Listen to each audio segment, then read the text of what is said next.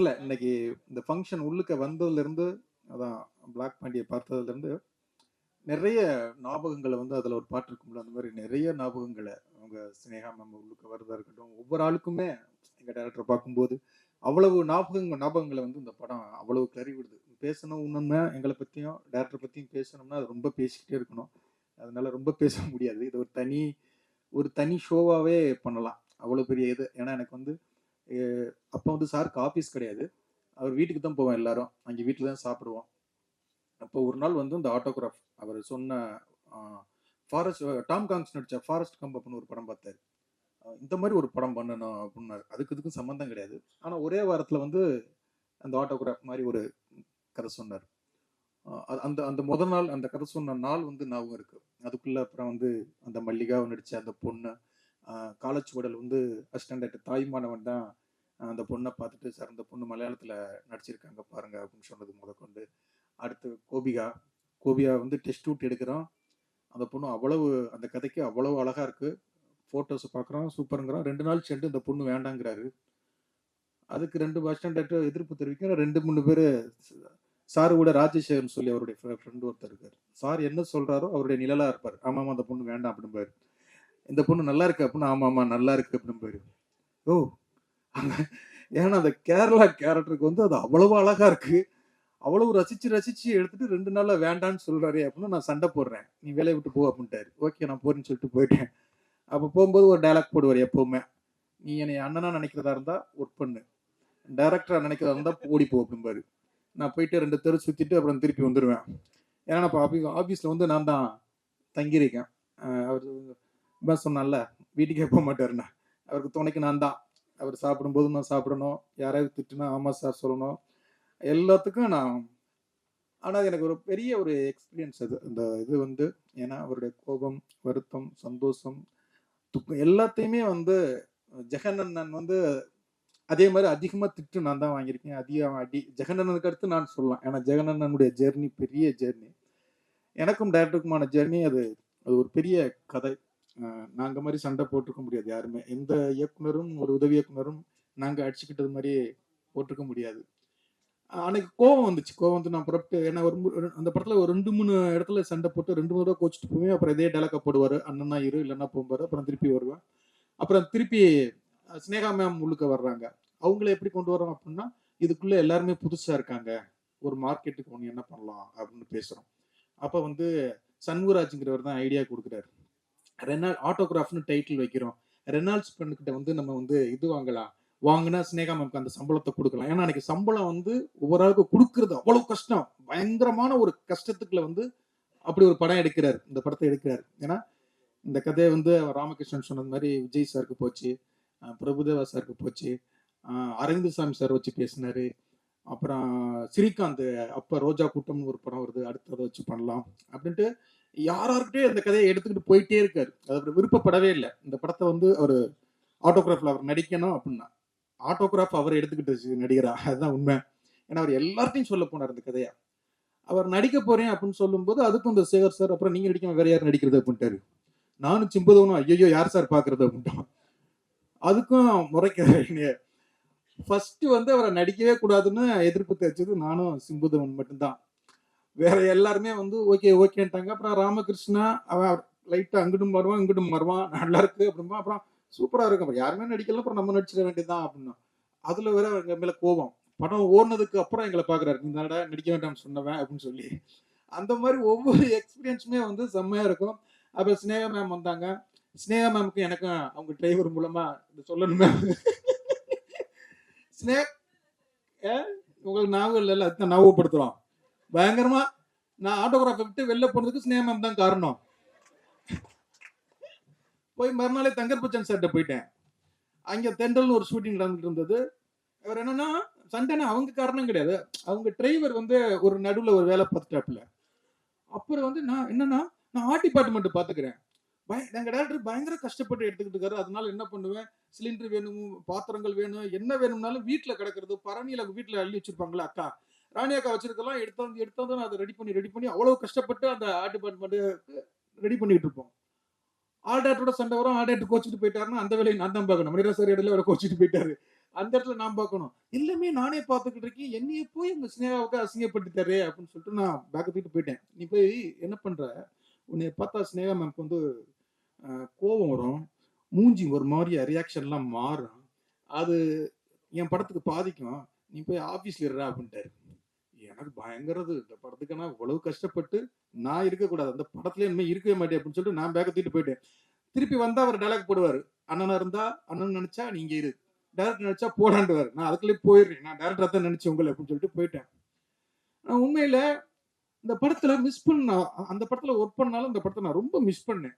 ஏன்னா ஒவ்வொரு சீனும் அப்ப அந்த படத்துல ஒர்க் பண்ணிட்டு இருக்கும்போது ஒரு ப்ரொடியூசர் இந்த படம் ரிலீஸ் ஆக போகுது. அவர் படங்கள்லாம் வாங்கி ரிலீஸ் பண்ணுவார். ஆட்டோகிராஃப் நீ ஒர்க் பண்ணிடலாமா எப்படி வருது அப்படின்னாரு. சார் இந்த படம் கன்ஃபார்மா ஓடும் சார், சூப்பர் ஹிட் ஆகும் சார், இந்த படத்தை வாங்க அப்படின்னு. அவர் சொன்னார், ஏமா சேர மூஞ்சி இல்லாம ஆடியன்ஸ் எல்லாம் வந்து பார்ப்பாங்க, தேட்டருக்கு வருவாங்க அப்படின்னு சொன்னாரு. அப்புறம் அதே ப்ரொடியூசர் தான் வந்து இந்த படத்தை வந்து ஒரே செக்கு ஒரு பெரிய அமௌண்ட் கொடுத்து சேட்டலைட் வாங்கிட்டு போனார். உங்களுக்கு யாருன்னு தெரியும் நினைக்கிறேன். அவர் நான் அவ்வளவு சொன்னேன். அவ்வளவு அசிங்கங்கள், அவ்வளவு கஷ்டங்கள், அவ்வளவு வருத்தங்கள் பட்டாலும் ஒரு படம் நேர்மையா உண்மையா இருந்தா அது ஜெயிக்க முடியும் அப்படிங்கிறது தான் ஆட்டோகிராஃப் இன்னைக்கு எல்லாருமே சேர்ந்ததுக்கு வந்து. ஏன்னா அன்னைக்கு அங்கே டேரக்டர் பட்ட கஷ்டம் தான் இன்னைக்கும் நாலாம் தயாரிப்பாளருக்கு ஒரு மெரினாங்கிற ஒரு படம் எடுக்கிறதுக்குலாம் ஒரு பெரிய உதவியா இருந்தது. நீங்க இப்ப என் அசிஸ்டண்ட நான் என்னை அங்கே உட்கார வச்சுட்டு இங்க பேச வச்சா என்னை கிளின்னு கிளிப்பாங்க. ஏன்னா ஒரு டைரக்டருக்கும் ஒரு அசிஸ்டண்ட்டுக்குமான ஒரு உறவு அதுதான். ஏன்னா நான் டைரக்டர் ஆகும்போது தான் டைரக்டரா இருக்கிறது அதோடைய வேல்யூ எவ்வளவு பெரிய கஷ்டம், அது எவ்வளவு பெரிய டென்ஷனை கொடுக்கும், அது எவ்வளவு பெரிய பொறுப்புல இருக்கும், நம்மளை நம்பி போடுற ப்ரொடியூசருக்காக நம்ம எவ்வளவு ப்ரெஷர்ல இருப்போம் அப்படிங்கிறத நான் டைரக்டர் ஆகும்போது தான் அவர் திட்டி வருத்தப்பட்டு இதெல்லாம் நான் டைரக்டர் ஆகும்போது தான் அடடா நம்ம டைரக்டர் எவ்வளவு திட்டி இருக்கும் அப்படின்னு வருத்தப்பட்ட நாட்கள் நிறைய நாட்கள் சார். இன்னைக்கு என் அசிஸ்டன்ட்கள் என்னை திட்டிக்கிட்டு இருப்பாங்க. அவங்களும் கண்டிப்பா டைரக்டர் ஆகும்போது அது நம்மளுடைய அந்த இது புரியும். நான் உண்மையிலே உங்கள்கிட்ட நிறைய கத்துக்கிட்டேன். நிறைய இன்னைக்கும் உங்களுடைய பாதிப்பு எனக்கு நிறைய இருக்கும். ஆபீஸ் போடுறது கூட ராமகிருஷ்ணன் ஜெகன்லாம் சொல்லுவார், டேய் ஆபீஸோட அவர் மாதிரியாடா போடணும், உட்காரது கூட நான் அவர் மாதிரி தான் உட்காருவேன். அதை நக்கல் பண்ணிக்கிட்டே இருப்பான் ராமகிருஷ்ணன் வந்து. உமாவில் சொல்லுவான், டேய் மண்பா நீ அப்ப அவர் ரொம்ப பாதிக்கப்பட்டிருக்கடா அப்படின்பாரு. அந்த பாதிப்பு இல்லாம படம் எடுக்க முடியாது. உண்மையிலே உமா இந்த படம் வந்து ஜெகன்னா, உமாபதி, தாய்மானவன், சிம்புதேவன், ராமகிருஷ்ணன், ஜெகதீஷ் நிறைய எங்களுக்கு ஒரு சொந்தங்களை கொடுத்தது. இன்னைக்கு நாங்கள் சேர்ந்து இதுவாக இருக்கிறதுக்கு இந்த படம் வந்து ரொம்ப ரொம்ப முக்கியம். எங்களுக்கு பெரிய விசிட்டிங் கார்டு இது. இந்த படத்தை பற்றி பேசணும்னா நிறைய பேசலாம். அந்த பரத்வாஜ் சார் சாங்கு அந்த பாட்டு வந்து ஃபர்ஸ்ட் வந்து எல்லாம் அவங்க ஸ்னேகமாக போட்டிருப்போம்ல, அந்த ஒவ்வொரு பூக்களுமே சொல்கிறது அப்படிங்கிற பாட்டு வந்து ஃபர்ஸ்ட் வந்து அவர் வந்து ஒரு ஃபிலிம் டைரக்டராக இருப்பார். வண்ணத்து பூச்சிகளால் கண் விழிக்க, வாய்க்காலோடு மீனோடு நான் குளிக்க அப்படின்னு வரும். அவ்வளவு மாற்றங்கள் இந்த படத்தில் பற்றி பேசலாம். அது கண்டிப்பாக அந்த படம் இன்னைக்கு உள்ள ஆடியன்ஸ் கண்டிப்பாக அதை கொண்டாடுவாங்க. இதுக்கு ஒரு பெரிய சக்ஸஸ் மீட்டு கண்டிப்பாக எங்கள் டேரக்டர் வைப்பார். அந்த சக்ஸஸ் மீட்டில் இன்னும் நிறைய பேசுவோங்கிற நம்பிக்கை எனக்கு இருக்கு. வாழ்த்துக்கள், நன்றி. எல்லாருக்கும் வணக்கம். இந்த படம் கண்டிப்பாக முதல்ல கஷ்டத்தை தான் சொல்லணும். டைரக்டர் வந்து கஷ்டத்தை சொல்லணும் சிரிப்பு வருது. இல்லை, நான் புதிய கதை வேலை பார்த்துட்டு இருக்கும்போது சார் டைரக்டர் வருவார். ஒரு 10 நாள் அவரும் வேலை செஞ்சார் அசிஸ்டன்டா ஜெயண்ணா படத்தில். அப்போது சும்மா அப்படி பேசிகிட்டு இருக்கும்போது, தம்பி விஜய் சார் நல்லா இருக்கும்லடா அப்படிம்பாரு. சீரியஸாக விஜய் சார்கிட்ட சொல்லி அவர் கதையை கேட்டு ஓகே நான் பண்ணுறேண்ணா செம்ம பண்ணிடலாம் அப்படின்னாரு. அப்புறம் டைரக்டர் மீட் பண்ணார். ஓகே நான் பண்ணுறேன்னுலாம் சொல்லிட்டாங்க. அதுக்கப்புறம் வழக்கம் போல் யாராவது ஒருத்தர் வருவாங்கல்ல, நீங்கள் கமர்ஷியலாக வந்துட்டு இருக்கீங்க, அவர் சேரன் வந்து உங்களை வேறு மாதிரி ஆக்கி விட்டுருவார், அதனால் போகாதீங்கன்னு சொல்லி அதில் விஜய் சார் வந்து நடிக்க முடியாமல் போச்சு. அதுக்கப்புறமா படம் ரிலீஸ் ஆனதுக்கப்புறம் விஜய் சார் வந்து எனக்கு தெரிஞ்சு அவ்வளோலாம் வருத்தப்பட்டிருப்பாரான்னு எனக்கு தெரியல. ஸோ அந்த மாதிரி வருத்தப்பட்டு ரொம்ப ஃபீல் பண்ணி போச்சு, நான் விட்டுட்டேன், இப்படி ஒரு படத்தை நான் வந்து மிஸ் பண்ணிட்டேன் அப்படின்னு நிஜமாவே ரொம்ப வருத்தப்பட்டு பேசினாரு. அதுக்கப்புறம் என்ன சார் நீங்கள் அவர் படத்தில் நடிக்கணுமா அப்படின்னு, எங்கன்னா இதுக்கப்புறம் அவெல்லாம் கூப்பிட போறாரு அப்படின்னாரு. இது வந்து எக்ஸாக்டா விஜய் சார் சொன்ன வார்த்தை இது. இதுக்கப்புறம் எங்கன்னா கூப்பிடுவாரு, அவர் தான் பெரிய ஹீரோ ஆயிட்டாரு, பெரிய படம் அப்படின்னாரு. அப்போ நான் டைரக்டர்கிட்ட கேட்குறேன், சார் விஜய் சார் வச்சு அடுத்து படம் பண்ணுறீங்களான்னு. நமக்குலாம் எங்கடா கொடுப்பாரு அப்படின்னாரு. ஸோ அது விஜய் சாரோட பர்த்டேல ஒரு மீட் பண்ண வச்சு அவங்க வீட்டில் விஜய் சாரோட அம்மா வந்து ஏன்ப்பா என் பையனெல்லாம் வச்சு படம் பண்ண மாட்டீங்களான்னு கேட்டாங்க. ஸோ இந்த மேஜிக்கெல்லாம் வந்து ஏற்படுத்துனது வந்து ஆட்டோகிராஃப் தான் வச்சுக்கோங்களேன். அதுக்கப்புறமா வந்து விஜய் சார்கிட்ட கதை சொல்லாமலே அட்வான்ஸ் வாங்கி டைரக்டர் வழக்கம் போல் படம் பண்ணாமல் போனதெல்லாம் அது வேற கதைன்னு வச்சுக்கோங்க. அந்த அட்வான்ஸ் வாங்கினதும் என்கிட்ட விஜய் சார்கிட்ட போய் கேட்குறேன், என்னண்ணா வந்தாங்களா, கமெண்ட் பண்ணாங்களா டைரக்டர் அப்படின்னா, இல்லையா சார் இன்னும் யாரும் வரலையே அப்படின்ட்டேன். அப்பச்சன் சார்கிட்ட சொல்கிறாரு, அழகிய தமிழ் ஒன் டேட் இது அப்பச்சன் சார்கிட்ட சொல்லியிருக்காரு. அப்பச்சன் சார் டைரக்டர் அட்வான்ஸ் கொடுத்துருப்பார் போல, நமக்கு தெரியாது, அது நம்மகிட்டலாம் சொல்ல மாட்டார்ல. ஸோ விஜய் சார்கிட்ட போனால் கொடுத்துருப்பாங்களே அப்படின்னு, இல்லை சார்ண்ணே. உடனே ஃபோன் பண்ணி அப்பச்சன் சார்கிட்ட விஜய் சார் ரீக்ராஸ் பண்ணுறாரு, செக் பண்ணுறாரு, ஆமாம் கொடுத்துட்டேன்றாரு. நான் அதே வேகத்தில் வந்து விஜய் சார் திட்டுறாரு, இதெல்லாம் கேட்டு வர மாட்டீங்களா நீங்கள் அப்படின்னு. அப்புறம் வந்து என்ன சார் அட்வான்ஸ் வாங்கிட்டீங்களா, ஆமாண்டா அப்படின்னாரு. போவாங்க சார் விஜய் சார் திட்டாரு அப்படின்னு. ஸோ இது என்னன்னா, அது கமிட் பண்ணும்போது ஒரு நடக்கும், அதுக்கப்புறமா அது வந்து கமிட்மெண்ட் ஆச்சுன்னா அது நடக்காது. அது யாரும் நிறைய இருக்குன்னு வச்சுக்கோங்க. டேரக்டர் கடைசியில் போயிட்டு நான் 3 மாசத்துல இந்த படத்தை நான் முடிச்சிடறேன் அப்படின்னாரு. யார் இவரு? விஜய் சார் வச்சு 3 மாசத்துல படத்தை முடிக்கிறேன்னாரு. தவமாய் தவமிருந்து ஒரு பேரலாக ஒரு பூண்டா இதே மாதிரி விஜய் சார் வச்சு ஒரு படம் பண்ணிடலாம் ஓகேவா அப்படின்னாரு. 3 மாசம் கழிச்சு நான் படம் பண்ணல போய் சொல்லிட்டோம் அப்படின்னாரு. அதாவது இது என்னன்னா, இந்த இந்த படம் இப்படி ஒரு மேஜிக் பண்ணுச்சு அப்படின்றதுக்காக சொல்றேன்.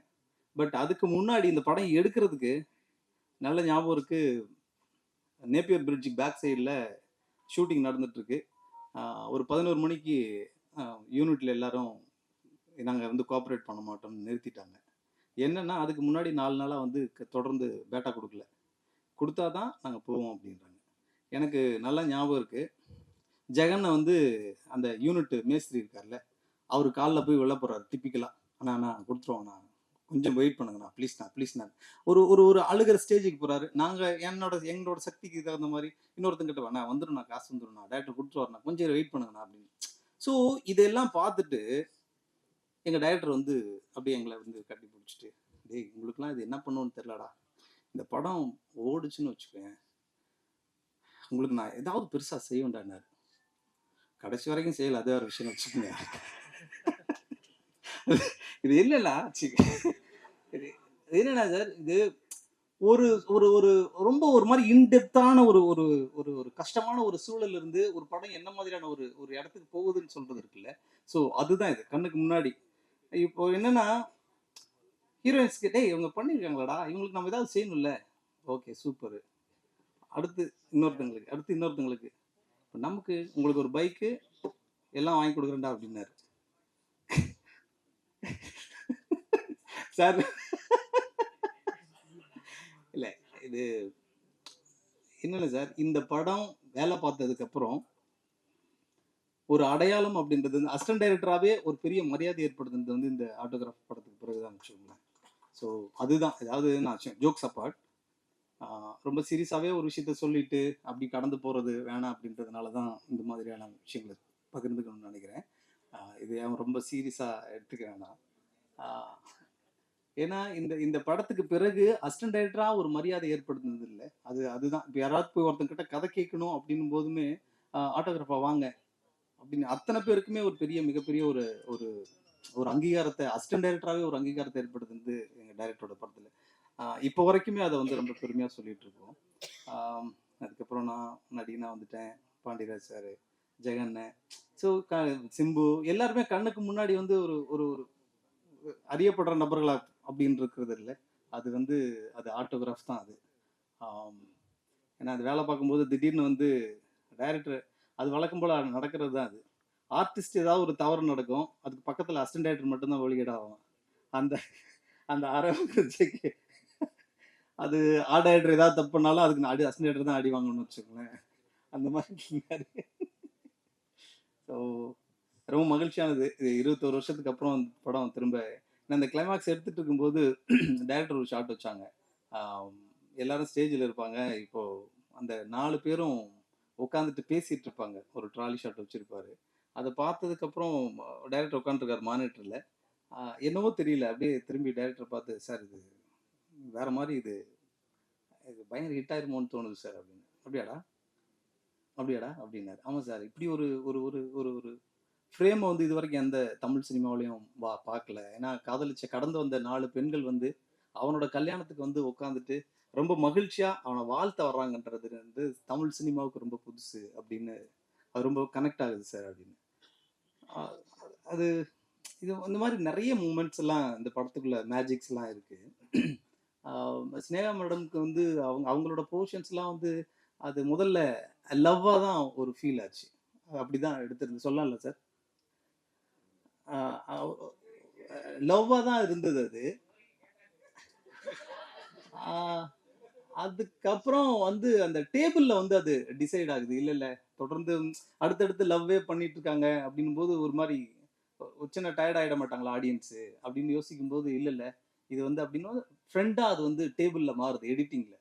ஸோ அது வந்து ரொம்ப டோட்டலாகவே அந்த 3 கேரக்டரை விட அந்த ஸ்னேகா மேடமோட போர்ஷன் வந்து ரொம்ப ஃப்ரெஷ்ஷாக இருந்துச்சு. ஏன்னா அந்த டைம்ல வந்து இப்போ ஒரு பெண்ணும் ஒரு ஆணும் வந்து நட்பா பழகுறதுன்றது இருக்குல்ல, அது அந்த அந்த காலகட்டத்தில் அது இல்லை. இப்போ அது நிறைய இருக்குன்னு வச்சுக்கோங்களேன். பட் அது 21 வருஷத்துக்கு முன்னாடி வந்து அது திரையில அது காட்டுனது வந்து ரொம்ப ஃப்ரெஷ்ஷாக இருந்தது. அதுதான் வந்து சினிமாவுக்கு வந்து இன்னமும் மோர் எஃபெக்டிவாக இருந்தது. ஸோ மகிழ்ச்சி. ஆமாம் சார்.